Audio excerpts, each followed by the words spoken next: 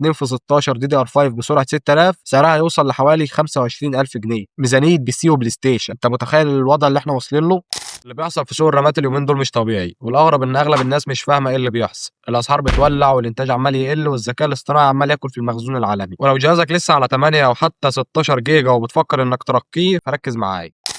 اخر 2021 واول 2022 اول ما الحياه بدات ترجع والناس بدات تنزل الشارع، الشراء قل، الشركات وقفت قدام جبل من رامات مش عارفه تبيعه، خساره وصلت ل 33% في مبيعات الذواكر والاس اس دي، وكل ده في نص 2022. كارثه بكل المقاييس على الشركات بتاعه الذواكر والتخزين، فخدوا قرار انهم يقللوا الانتاج خصوصا الدي دي ار 4، اكتر حاجه بنستخدمها احنا مستخدمين عاديين. طب ليه الشركات سابت الدي دي ار 4 اصلا؟ قال لك احنا ليه نصنع دي دي ار 4 ونخسر، ولا نصنع ذواكر اي اي ونكسب حوالي 10 اضعاف؟ فراحوا وقفوا خطوط الدي دي ار 4 وحولوا الانتاج للاتش بي ام، الهاي باندويث ميموري. دي الذواكر اللي بيشتغل عليها كروت الذكاء الاصطناعي الحديثه، ومكسبها بيوصل من 5 ل 10 اضعاف مكسب الرامات العاديه. طبيعي جدا الشركات تسيب الدي دي ار وتروح للاتش بي ام لان المكسب بيوصل فيها لحوالي 10 اضعاف.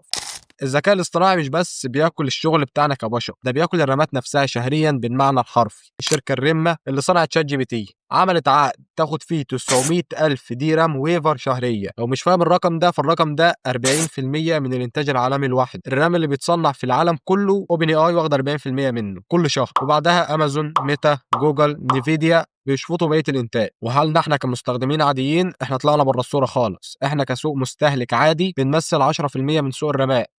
الدي دي ار 3 اللي المفروض انها ماتت اصلا ومحدش بيستخدمها سعرها زاد. الدي دي ار 4 الكورسير 2 في 16 رامتين عاديين سعرها نطه مجنونه. حتى الدي دي ار بتاع الشركات اللي كان اسعارها ثابته ولعت، وكل دي انواع مختلفه عن بعض، بس الحاجه اللي متفقين عليها انهم طالعين بنفس الشكل، ودي ازمه عالميه مش حركه تجار. وطبعا النتيجه اللي وصلنا لها اكبر ازمه رامات من 10 سنين. الدي دي ار 5 زاد بنسبه 170%، والدي دي ار 4 زاد بنسبه 185%. الناند والاس اس دي والفي رام وكله سعره زاد بشكل غبي، ومع سعر الدولار والجمارك احنا حرفيا في اسوأ توقيت للسوق.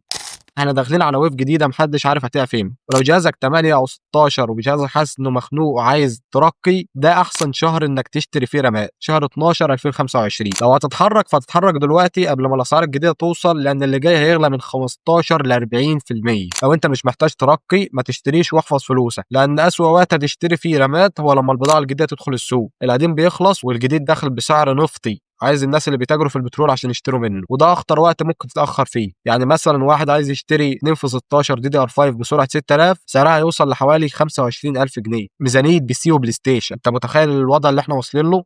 ولو عايز نصيحه مخصصه لجهازك اكتب مواصفات جهازك في التعليقات وانا هقول لك تعمل ايه، وممكن اعمل لك حلقه كامله لجهازك. اشترك في القناه عشان ما يفوتكش اي تحديث عن اللي بيحصل، لان ازمات الهاردوير لسه ما خلصتش. اشوفكم في الفيديو الجاي، سلام.